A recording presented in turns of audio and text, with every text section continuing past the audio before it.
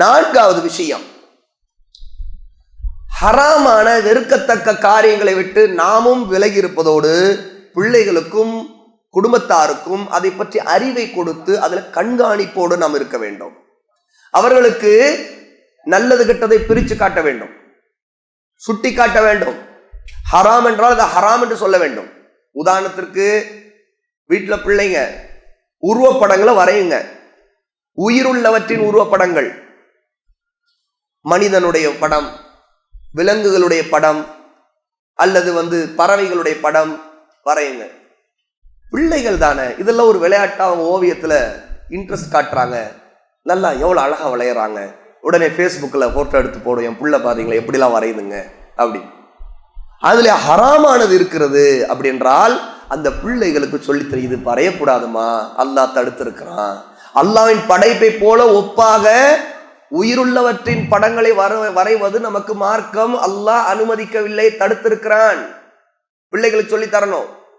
அப்படி வரையப்பட்ட படங்கள் இருக்கக்கூடிய வீடுகளில் மலக்குகள் நுழைய மாட்டார்கள். அல்லாஹ்வுடைய நபி நமக்கு சொல்லியிருக்காங்கம்மா, சொல்லி தரணும்.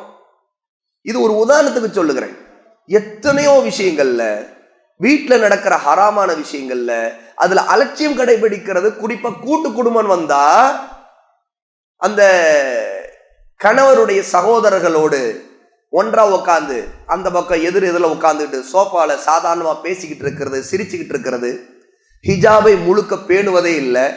அப்படியே பேணினால் கூட அது ஒரு பேரளவுக்கு ஹிஜாபா இருக்கிறதும், அந்த கணவனுடைய சகோதரன்ட்ட பேசுறதுல, சிரிக்கிறதுல, ஜோக் அடிக்கிறதுல பெண்கள் நடந்து கொள்றதும், அல்லது ஆண்கள் தன் சகோதரனுடைய மனைவியிடம் அந்த மாதிரி நடந்துக்கிறதும் இன்னைக்கு கூட்டு குடும்பத்தில் சர்வசாதாரணமா இருக்கு.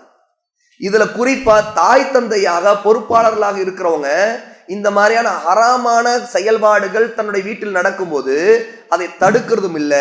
இன்னொரு பக்கம் சாலிகான ஒருத்தர் அங்கு இருக்கக்கூடியவர், இது தப்பு, இது மார்க்கம் தடுத்திருக்குது, இது மார்க்கத்துக்கு வரம்ப மீறுவது அப்படின்னு சொல்லும் போது சும்மா இருடா, சும்மா இருப்பா, இதெல்லாம் ஒரு பெரிய விஷயமா எடுத்துக்கிட்டு இருக்கிற. அது பிள்ளைன்னு நம்ம எல்லாம் ஒரே வீட்டுக்குள்ள ஒரே ஃபேமிலியா இருக்கிறோம், ஒன்னா அப்படிதான் சிரிப்போம், பேசுவோம், ஒன்னாதான் சாப்பிடுவோம், ஒன்னாதான விருப்பம். இதுக்கெல்லாம் கோஷா போடணும், இதெல்லாம் இருக்கணும், புர்கா போட்டுக்கணும், இப்படிலாம் பேசக்கூடாது, சிரிக்கூடாது, இன்னும் நீ ரூல்ஸ் பேசுற அப்படி பேசுறாங்க இல்லைங்களா? அல்லாஹ்வுடைய இவர்கள் போய் நாளைக்கு மறுமையில பதில் சொல்வார்கள். ஏன்னா இவர்கள் தீமையை தடுக்கிறவர்களையும் தடுக்கிறவர்கள், நன்மையை ஏவுகிறவர்களை இவர்கள் தடுக்கிறார்கள். அதற்கு காரணம் அவர்களுடைய புத்தியிலே வரக்கூடிய மன இச்சையிலே தோன்றக்கூடிய சட்டங்களை வாழ்க்கையில் அமல் செய்கிறார்கள், குடும்பத்தில் அமல் செய்கிறார்கள். ஆகவே இவர்கள் மஹரம் நான் மஹரமுடைய சட்ட அறிவு இல்லாத மக்கள். அல்லாஹ்வுக்கு இவர்கள் அஞ்ச வேண்டாமா? மஹரம் மஹரம் அல்லாதவர்கள்னா யாருங்கிற சட்டம் தெரிய வேண்டாமா?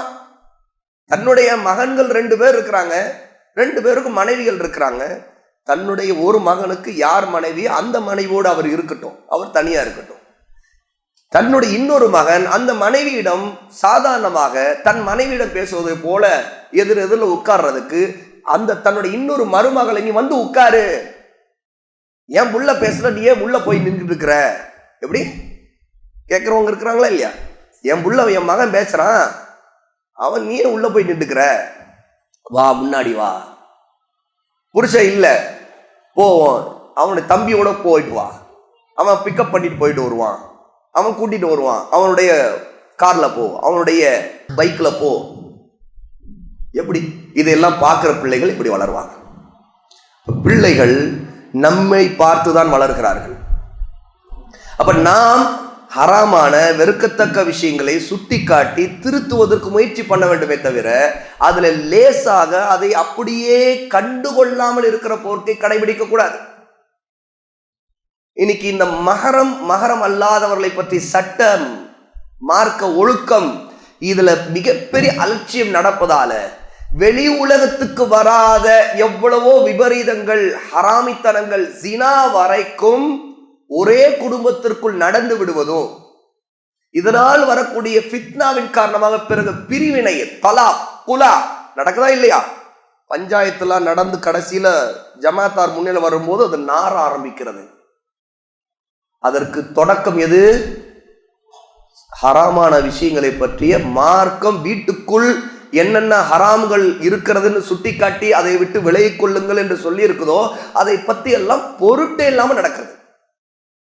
பிறகு அந்த தாய் தந்தை, ஆமா நான் செய்த தப்பு தான், நான் இப்படிலாம் இருக்க விட்டேன், நான் இப்படிலாம் நான் தான் சொன்னேன், நான் தான் பண்ணேன். ஒரு மார்க்க அறிவில்லாத ஒரு மாமியார் சொல்லுகிறாள், அல்ல மார்க்க அறிவில்லாத ஒரு மாமனார் சொல்லுகிறான். அல்லாஹ்வுக்கு அந்த மனிதன் அஞ்ச வேண்டாமா? அதற்கு முன்னாடி அந்த மனிதனுக்கு சொல்லப்பட்ட உபதேசங்களை பள்ளிவாசல் கேட்டாரா இல்லையா? அப்போதெல்லாம் இந்த ஆலிம்களுக்கு, இந்த உலமாக்களுக்கு வேற வேலை இல்லை, இப்படித்தான் சொல்லுவாங்க. எப்படி ஒரு குடும்பத்துக்குள்ள எல்லாம் ஒன்னாதான் இருக்கணும், அப்படித்தான் இருந்தாகணும். உடனே என்னமோ அது ஹராம் அது இதுன்னு பேசுறாங்க. அப்படியெல்லாம் பேசியவங்க பிறகு ஃபித்னா வந்த பிறகு தலையில வச்சுக்கிட்டாங்க கை. ஆஹா, குடும்பமே நாசமாயிடுச்சே, ஹராம் ஆயிடுச்சே.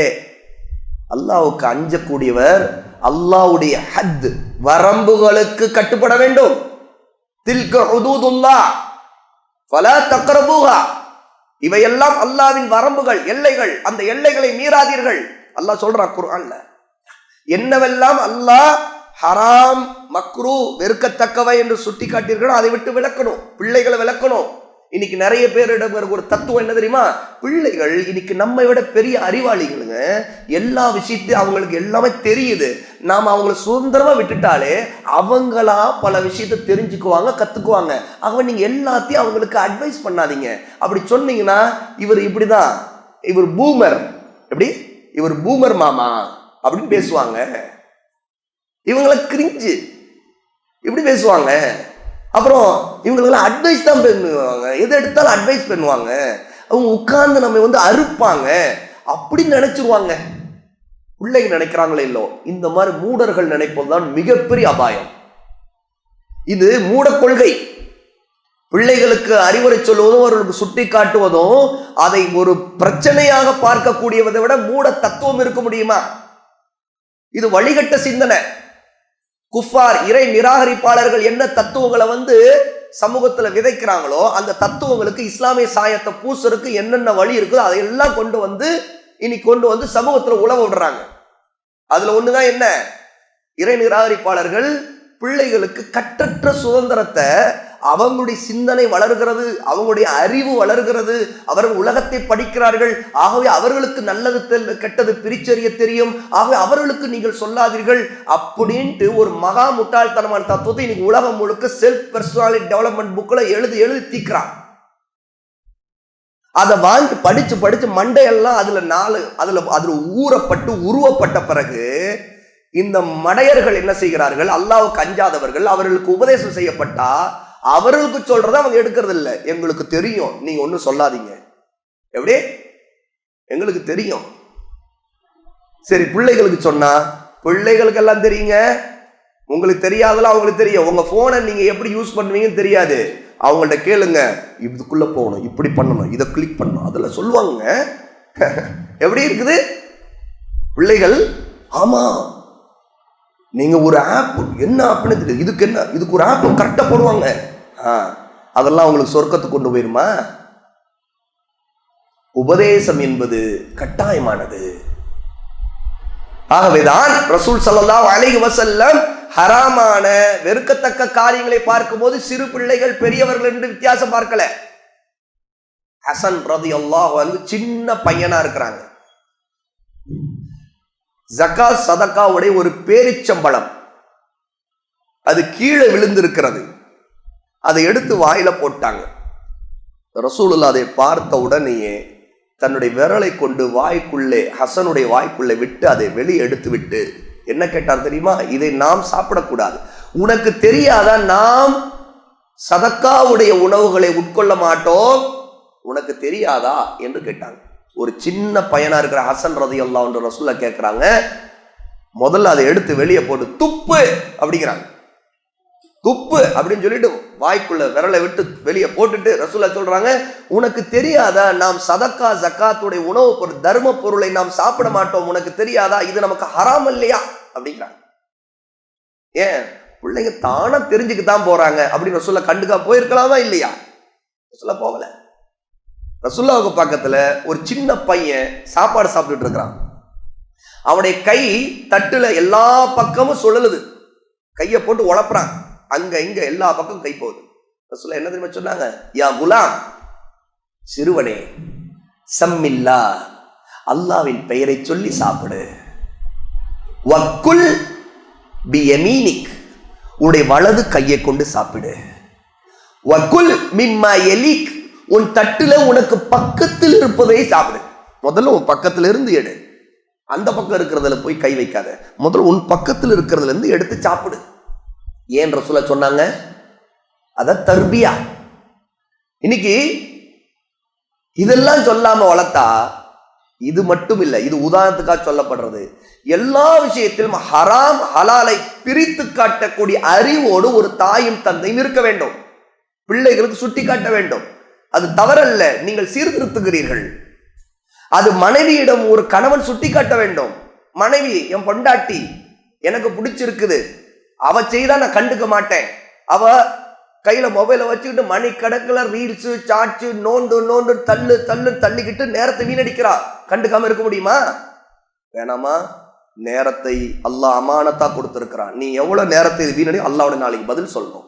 நீ என்னென்ன பார்த்தையோ அந்த பார்த்ததை பற்றி அல்லாஹ்வோட பதில் சொல்லணும். நீ என்னென்ன இதுல காதால கேட்டியோ அந்த கேட்டதுல ஹராமான விஷயத்துக்கு அல்லாஹ்வோட பதில் சொல்லணும். வெட்டியா வீணா ஒரு காலத்துல பெண்கள் பக்கத்து வீட்டுக்காரங்களோட உட்காந்து திண்ணையில உட்காந்து அரட்டை அடிச்சாங்கன்னு இருக்குதுல வரலாறு. அந்த வரலாறு இன்னைக்கு எப்படி போயிடுச்சுங்கடா, மொபைல்ல உட்காந்து அரட்டை அடிக்கிறாங்க. ரீல்ஸ் ஷார்ட்ஸ் பேர்ல யார் யார் ஆடுறாங்களோ பாடுறாங்களோ குதிக்கிறாங்களோ டைவ் அடிக்கிறாங்களோ, யார் யார் எதுக்கு சிரிக்கிறாங்க எதுக்கு அழுகிறாங்க என்ன ரீசனு, எல்லா ஹராமித்தனமான விஷயங்கள் அத்தனை குப்பையா கொண்டு வந்து போட்டு கையில கொடுக்கறான். அதை பார்க்கறதுல நேரம் வீணடிக்கிறார்கள். அப்படின்னா புருஷன் அமைதியா இருக்கலாமா? அல்லது ஒரு புருஷன் இந்த காரியங்களில் ஈடுபடும் போது மனைவி, என் புருஷனை டிஸ்டர்ப் பண்ணவே மாட்டேன், நான் என்னம்மா பண்ணுவேன், நானும் என் போன் எடுத்துட்டு தான் பார்ப்பேன். அவர் என்ன செய்வார்? ஏன்னா அவர் தானே டிஸ்டர்ப் பண்ண மாட்டேன், அவர் போன்ல இருப்பார். அப்போ ரெண்டு பேரும் எங்க போவீங்க? நாங்க வீட்டில் தானே இருப்போம். இல்லம்மா, இப்படி இருந்தீங்கன்னா அல்லாஹ் பயந்து கொள்ளுங்க, நரகத்துக்கு போயிருவீங்க. அதான உண்மை. அப்போ கணவன் மனைவி பேசுவது, பிள்ளைகளோட உரையாடுவது, இதெல்லாம் இன்னைக்கு ஒளிஞ்சுக்கிட்டே போவதுக்கு என்ன காரணம்? எல்லாம் இந்த மொபைல் தான் காரணம். அப்போ ஹராமான விஷயங்களை செய்வதற்கு முன்பு அதை எப்படியெல்லாம் செய்யலாம், எப்படியெல்லாம் ஹராமானதை பார்க்கலாம், எப்படியெல்லாம் ஹராமானதை கேட்கலாம், இதை கற்றுக் கொடுப்பது எது? உலகத்தில் எங்கெங்கிருந்தோ மூளை மூடுகள்ல 100, 1000, லட்சக்கணக்கான பேர்கள் இதுக்குன்னே ரீல்ஸ் ஷார்ட்ஸ் போட்டு ஆடுன்னு ஆடிக்கிட்டு இருக்கிறாங்க.